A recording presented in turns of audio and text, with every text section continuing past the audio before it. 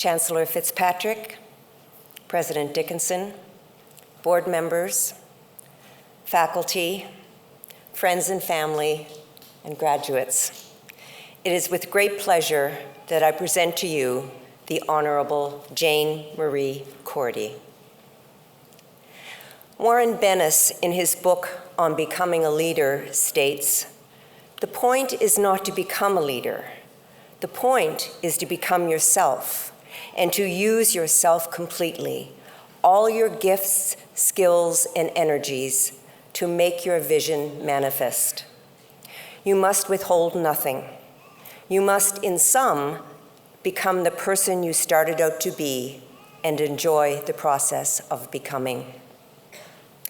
I so enjoyed learning about Senator Cordy and her rich and full career from the classroom to the boardroom to the floor of the Canadian Senate representing Nova Scotia. While doing so, I was reminded of this quote from Warren Bennis that I read some time ago, and I was reminded of it because of the way he honors the process of becoming. I suspect that when Jane, if I may call you by name, entered the Mount as a mature student to complete her Bachelor of Education degree, she had not set her sights on Parliament Hill. That came later as part of her becoming a leader and a role model. For 30 years, Jane taught elementary school in Sydney, New Glasgow, and the Halifax Regional Municipality. From the classroom, she carried forward her wealth of experience and commitment to education, youth, and community when serving on the board of Phoenix House for Youth and as part of the Strategic Planning Committee for Colby Village Elementary School. Still on the home front and in the boardroom, Jane served as Vice Chair of the Halifax-Dartmouth Port Development Commission, Chair of the Board of Referees for Employment Insurance, and very close to home, Jane served as a member of the Mount St. Vincent University Board of Governors from 2003 to 2009. She also sat on the nominating committee from 2004 to 2009. Jane poured her energies, gifts, and skills into making a difference in and through community writ large, not only locally, but nationally and internationally, when her becoming and her vision took her to Parliament Hill, where, as of this year, she is the longest-serving member of the Canadian Senate.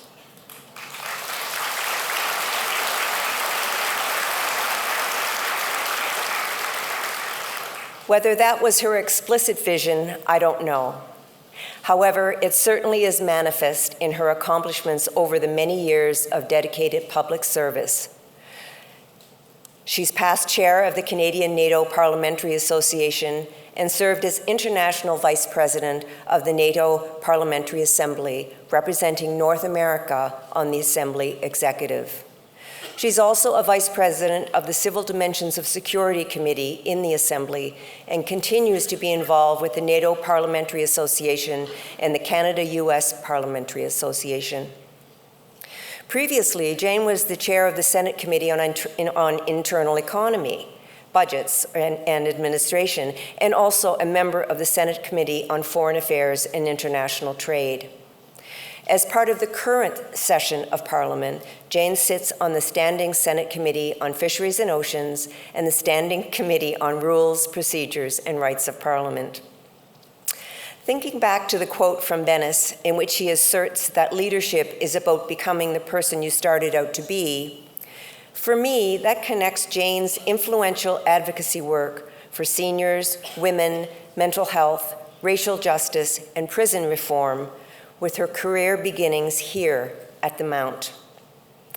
The Senate Standing Committee on Social Affairs, Science and Technology, the Standing Senate Committee on Human Rights, and the Special Senate Committee on Aging, all of which Senator Cordy was a member, resulted in significant policy and action impact on mental health, mental illness and addiction, on prison reform, and on the future of aging in Canada, respectively.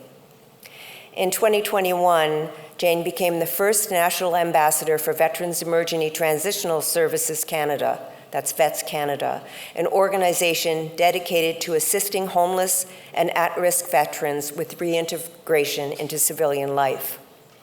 On an individual level, Jane called for a national strategy for Canadians with multiple sclerosis. She also tabled a private member's bill to establish National Sickle Cell Awareness Day, which was adopted and received royal assent.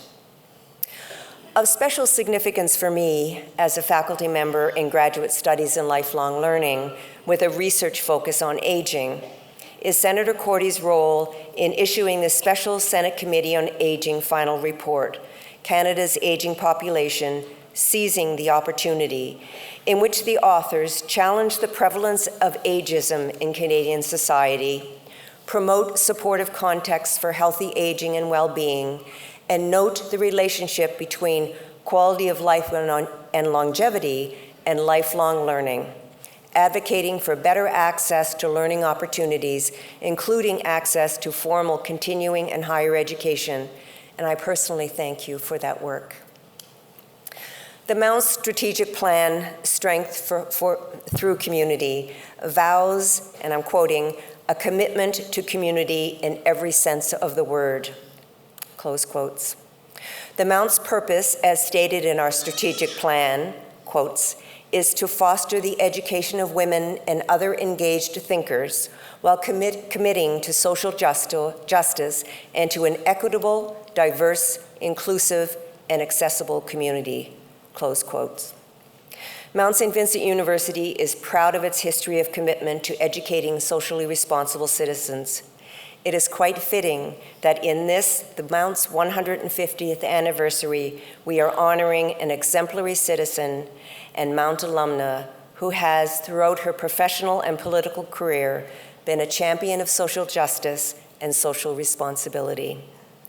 Senator Cordy, thank you for your vision, for withholding nothing, for your gifts, skills, and energy, for becoming yourself, a leader, champion of social justice, and role model for those who share a vision for a socially just, equitable, diverse, inclusive, and accessible tomorrow. Chancellor Fitzpatrick, on behalf of the Senate of Mount St. Vincent University, I ask you to bestow upon the Honourable Jane Cordy the degree of Doctor of Humane Letters, honoris causa. On behalf of the Senate of Mount St. Vincent University, I admit you, the Honorable Jane Cordy, Senator, to the degree of Doctor of Humane Letters, honoris causa, with all the rights and privileges pertaining thereto. Congratulations.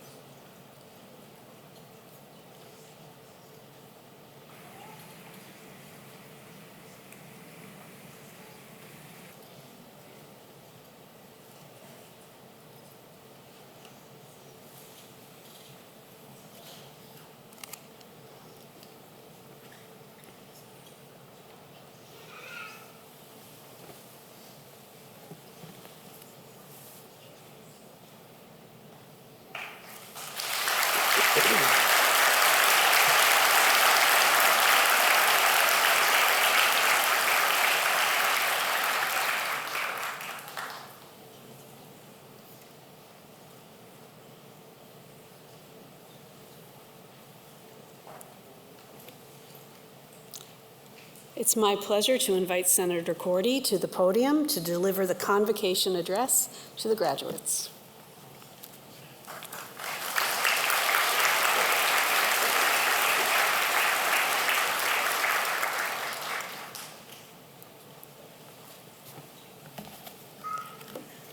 Good afternoon.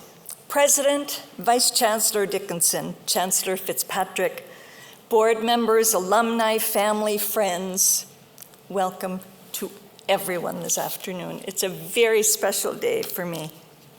Most importantly, welcome to my fellow graduates, the class of 2023.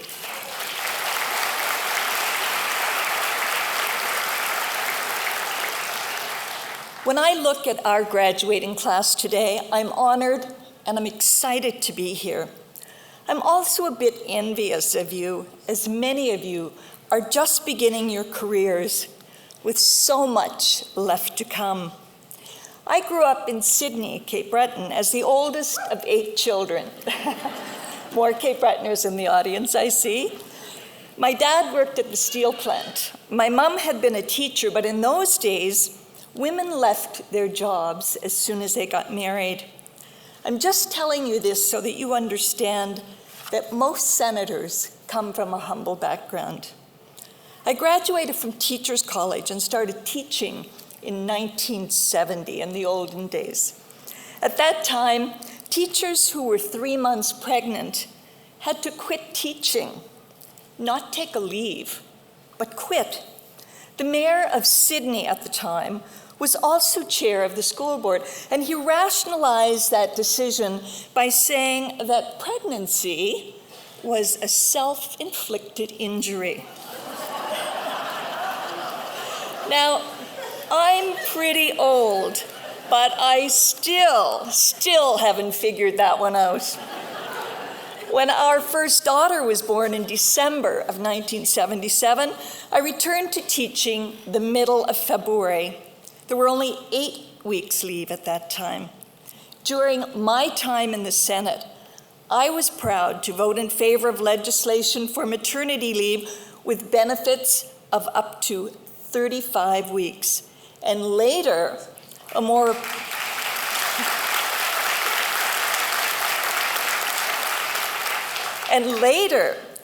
appropriately named parental leave for leave with shareable benefits of up to 61 weeks. Now, why did I think it was so important to get my Bachelor of Education? Well, I started taking courses to upgrade my license, and I needed and I wanted that degree, but I wasn't sure how to make it happen. One evening before my classes began, I went to the registrar's office at the Mount and just walked in. No appointment. I don't know what I was thinking, but I just walked in. I told the registrar that I had been taking courses, but I wanted to know what I had to take to get my BEd. So we sat in her office, and she looked at me and she said, "Let's see how we can make this happen." 8 words. But I felt like it was a giant, invisible hug. Words matter. Words matter when you are a registrar or a president or a senator, and especially when you are a teacher.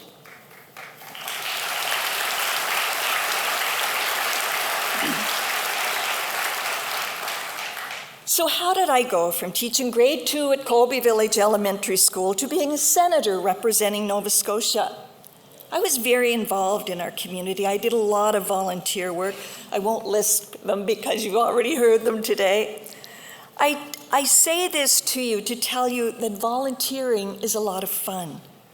It's a lot of work, but you meet so many people, some of whom become lifelong friends. I say this because political participation is far-ranging. It ranges from looking at social issues that may affect you and your family, to joining organizations, to fighting for change, or to joining political parties. You learn how to get things done. So get involved when you see a candidate running for council or mayor or MLA or MP who reflects what you believe in. Or maybe, just maybe, run for one of those positions yourselves. We are blessed to live in Canada, where we can vote for our government representatives. Despite what people will say, our politics makes us a democracy, and I believe we should be engaged. The vast majority of elected people are good people, willing to put their names on a ballot. And remember that even if you disagree fundamentally with the political views of others, have discussions, have debates, but respect the views of others, even if you know they're wrong. If we all believed in the same things, life would not be nearly as exciting. Compromise makes for better laws. So I was, and I still am, very involved in my community. All that to say, I got a call from a staffer in Prime Minister Chrétien's office in 2000 saying that I had been shortlisted for the Senate to represent Nova Scotia and asking if I were offered it, would I take the job? In those days, you didn't apply for the Senate, so it really was a surprise. The following week, the administrative assistant at my school buzzed my class to say I had a phone call and could I take it. Luckily, my students were in gym class because, as you well know, even if it is the Prime Minister of Canada phoning for you, you can't leave your students alone to take a phone call. When I answered, the Prime Minister's assistant said that Mr. Chrétien would like to speak with me. So then I knew, because it was unlikely that he was phoning to say, oops, sorry, didn't pick you. I had to take a deep breath and pretend that I wasn't nervous and pretend that I wasn't excited. This was on a Wednesday in June, and on Friday, it would be announced publicly. On Friday afternoon, the principal announced to the students in the school that Mrs. Cordy was going to Ottawa to be a senator. A grade 1 student put his hand up and said to his teacher, I didn't even know she played hockey.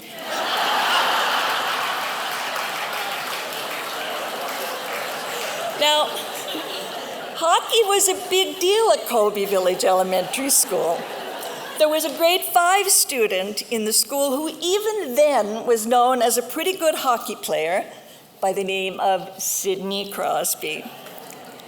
Graduates, most of you are already or soon will be teachers. I want you to know the curriculum is really important.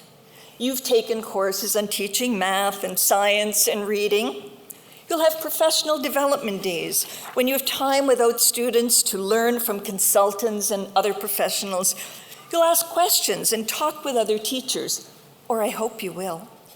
As I said, curriculum is extremely important. But treating students with kindness and respect is priceless. That is what your students and your colleagues will remember. The invisible hugs, the kind words, the encouragement.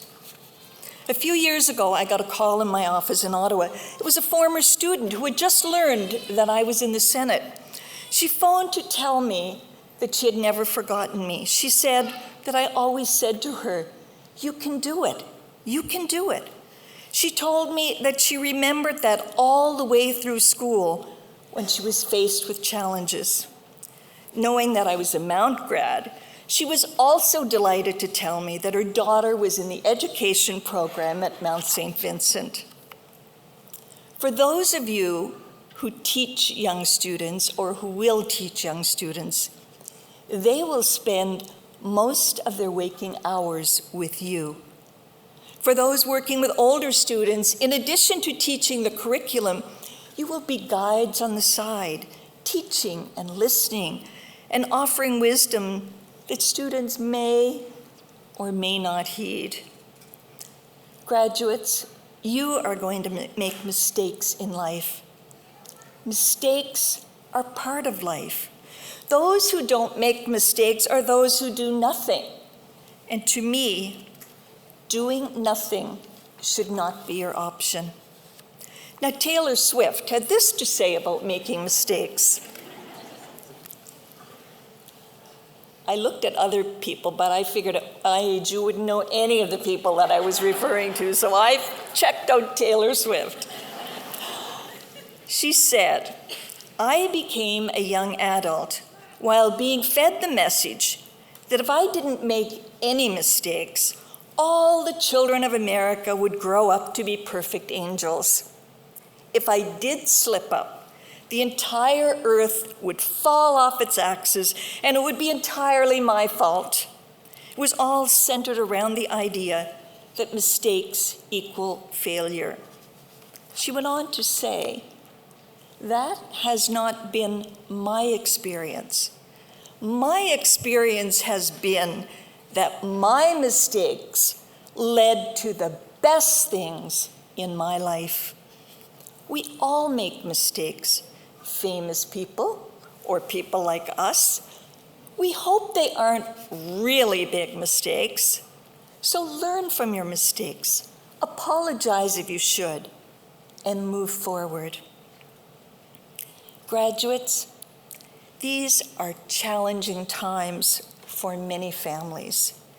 As teachers, you will see that, and you will understand that better than most people.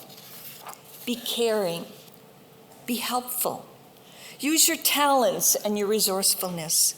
Fight for what you believe is right for your students. We can learn so much from our students, be they young or old. Graduates, celebrate your successes, no matter how small or how big. Celebrate the successes of others with them. Congratulate others when they have done good things. Compliment others, especially your students. Encourage others in their endeavors. It will make you a better person. Think about how you feel when someone compliments you or tells you that you did a great job. Graduates, listen to yourselves. Believe in yourselves. You're graduates of Mount St. Vincent University. What could be better? Remember to love and respect yourselves so that you can share that love and respect with others. And never, never, never be afraid to ask for help. Graduates, celebrate your successes and feel proud of the work you have done. I am blessed and proud to share this day with you. Thank you.